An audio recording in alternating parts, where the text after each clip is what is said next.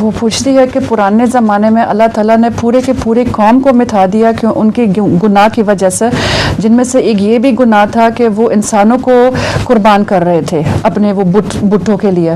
تو وہ پوچھتی ہے کہ کیا آج کل جو لوگ بناتے ہیں، جو انسان بناتے ہیں کلونز کے ذریعے، کیا یہ بھی ایک ایسا گناہ ہے کہ جس کی وجہ سے شاید اللہ تعالیٰ کوئی قوم مٹھا دے گا؟ نہیں، یہ کلوننگ کے ذریعے انسان بنانا یہ ایسا گناہ ہے جس کی سزا قوم ساری خود بخود پائے گی، کیونکہ کلوننگ کے ذریعے جن کو کلون کیا ہوگا وہ آزاد ہو جائیں گے اور ہو سکتا ہے وہ انسان پر غالب آ جائیں. تو بڑے خطرات ہیں کلوننگ میں، لیکن خدا تعالیٰ کی طرف سے الگ عذاب کوئی نہیں ہوگا. جرمن زبان میں کبوتر اور کبوتری کا فرق ہے؟ تھوڑا سا ہے. میل کبوتر جی اور فیمیل کبوتری ہے؟ جی تھوڑا سا ہے. اچھا جی اس کا بھی ایک ہے قصہ.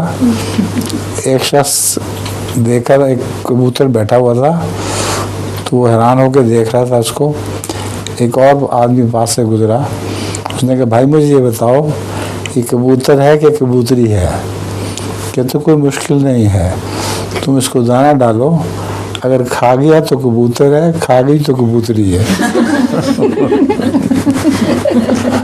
اگر کھا لیا تو پھر اگر کھا گیا تو کبوتر ہے، میل ہے، اور کھا گئی تو کبوتری ہے.